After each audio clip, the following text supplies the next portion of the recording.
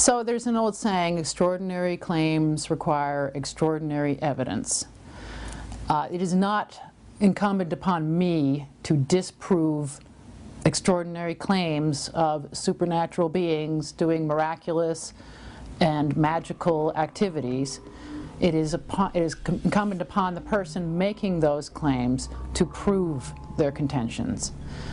What I'm bringing forth in my objections is actually a common sense perspective, a scientific evaluation based on what we do have, not what we might have or what may be. I'm not claiming that, for example, the Greek son of God, Hercules, whose life resembles that of Jesus Christ in many ways, is actually a real historical figure. So my burden of proof should not be greater than that of the people who are making their extraordinary claims for supernatural and miraculous beings. Well, Christian theologians, scholars, and historians tend to rely on less evidence for proofs of their faith than for the comparative religion and mythology that I'm describing. In other words, they will dun me with requests for evidence for every single detail, as much as I can provide, mountains and mountains of it, in a variety of languages, as far back as you can get to the most modern period. And this is what I do, actually. I collected as much as I can find from around the world in as many cultures as possible, dating back as far into antiquity as we possess, all the way up to the most modern research, to show these motifs, to show these origins of various ideas that we find in the New Testament.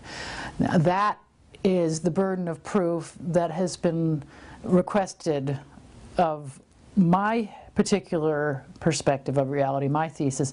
And on the other hand, however, in order to convince themselves that 2,000 years ago, the God of the cosmos came to earth through the womb of a young virgin girl of a particular ethnicity, performed miracles like healing the blind, walking on water, and raising the dead, transfiguring on a mount, calming a storm, being crucified himself, obviously, and that resurrecting himself from the dead and ascending into heaven, they require, well, pretty much no proof, no evidence other than the New Testament. A few books, a few hundred pages, that's all they require. And yeah, so that standard is really quite low. There are no physical artifacts from the first century. We don't have any autographs or originals of the Gospels or the epistles. We have no evidence in the literary record of the existence of the canonical Gospels as we have them before the end of the 2nd century. In other words, they're not quoted verbatim anywhere before that. They don't appear in the historical record. Nobody mentions them. We have no evidence showing that they really were written by the people in whose names they are presented. We don't even really have any evidence that those particular individuals, Matthew, Mark, Luke, and John, actually lived as they're depicted in the New Testament. In fact, we barely have evidence that St. Paul lived. There is the stories that are told about him, where he's brought before Caesar, he's rampaging with hundreds of troops, he's in a shipwreck, he escapes from a prison in Rome. All of these fairly significant events do not make it into the historical record in any way, shape, or form. And so there's no physical artifacts, as I say, from the time that this happened. There's no information in any writings of the day, contemporary writings. And so there really is absolutely no evidence for this entire story other than the New Testament.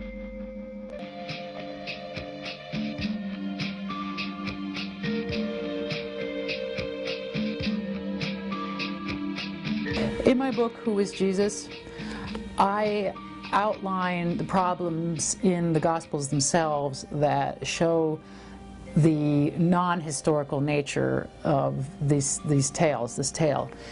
For example, we have the description of Jesus' ascension into heaven in one or two of the Gospels, but it's lacking in the others. And it's kind of like in a footnote in Mark where they say, well, this has obviously been added. And so you have to wonder, why would the evangelists leave out these various important parts from one gospel to the next? They have one story in one gospel and it's completely omitted in another. You have anachronisms, contradictions, and so on and so forth. And so a lot of these things are listed in here. You can see why someone would question the historicity of this text, because it falls apart in many places. And also, if we're talking about the non-biblical evidence, supposedly, of Jesus Christ's existence, which to look at the historical record of the day. We look at the historical record of when this supposedly happens, you find nothing. That might be very shocking to people who have been told that Jesus Christ was the most famous person who ever lived. The New Testament itself has some 24 scriptures in which Jesus is touted as being famed wide and far. He's doing miracles that are shocking people. 500, 1 Corinthians, 500 people saw him resurrected. At his death, there were earthquakes, the sun darkens, the saints rise up out of the ground, and they wander through the streets of Jerusalem. And the graves were opened, and many bodies of the saints which slept arose, and came out of the graves after his resurrection, and went into the holy city, and appeared unto many. None of this finds its way into the contemporary record, and you have to wonder why. You can't just say, oh, provide me all kinds of evidence for this and that, but I'm satisfied with none for this. This is not scientific. You must sit and say to yourself, why isn't this in the historical record of the day? There were people writing at the time. It's called one of the best documented periods in history.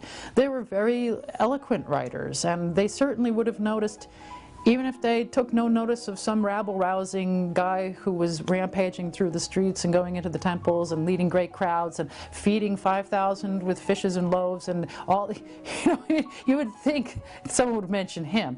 But even if they didn't mention him, you would think someone would notice the other issues that were going on at the time. The temple veil is rent in its midst when Jesus is crucified. That means that there was damage to the temple. Now that should have been recorded somewhere. The Jews were very possessive and very protective of their temple. If somebody had come in there, even earlier in the story, he threatens to throw the temple down. You'd think they'd be writing about this guy. What a knucklehead, he's threatening us, and yada yada, he's calling us sons of Satan, he's criticizing. You would think somebody would notice that and be grousing about it. Even, the persecution, the supposed persecution of the Christians by Paul, who was Saul at the time. That doesn't make it into the historical record.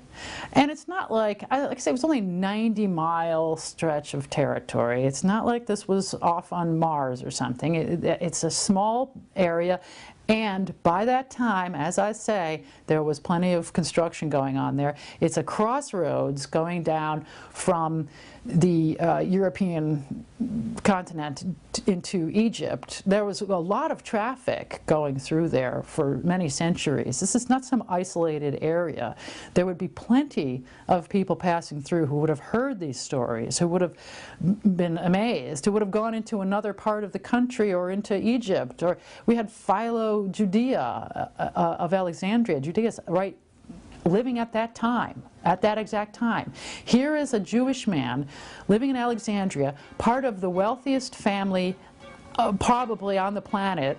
His books, his writings were significant. They make up a very large book today. They were distributed in his lifetime because of his wealthy family. In that book, those books, he talks about the incarnate word, the Logos. This Logos idea had been developed significantly by the Greeks, the living word of God. Philo describes what the word ends up as in the New Testament to a T. The Logos of the living God is the bond of everything, holding all things together. Philo. And he is before all things, and in him all things hold together. Colossians 1:17. It's like they lifted it and put it into the New Testament.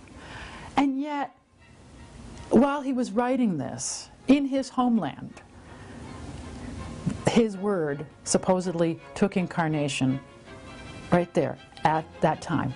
And he had no idea, no mention of it, no concept, no interest, didn't even say, hey, I hear that my word has taken birth in my homeland. Doesn't even say that. Doesn't say a thing.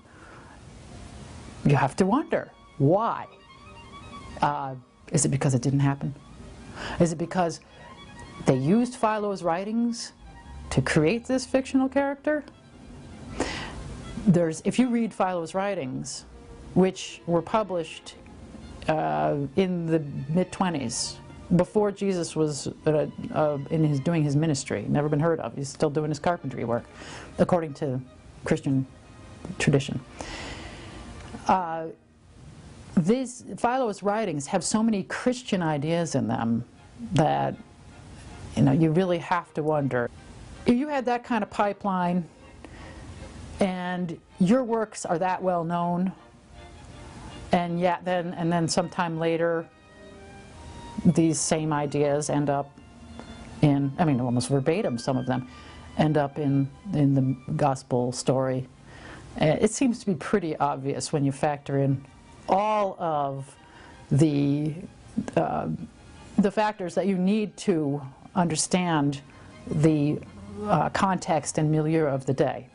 The only way you can sustain this story, really, is to have it in a vacuum, is to remove all practicality around it, all the other cultures. Seriously, you would have to be absolutely ignorant of all history, mythology, culture, language of the time in order to maintain that story. Unfortunately, that's what we find. There is quite a lot of ignorance, and willful ignorance. I've actually had debates with people who have said, oh, I don't want to know anything about those pre-Christian cultures because they were all evil. I can't give you any evidence then at that point. You've completely closed off. There's no way I can prove a thing if you have no interest in looking at the pre-Christian culture. So yeah, we're in a catch-22 with this one. And yeah, it becomes a matter of faith. They have no problem. There is that special pleading again. We can believe this without a stitch of evidence because it's faith. But we can't believe anything that you've said without a mountain of evidence that we will still reject at the end of the day.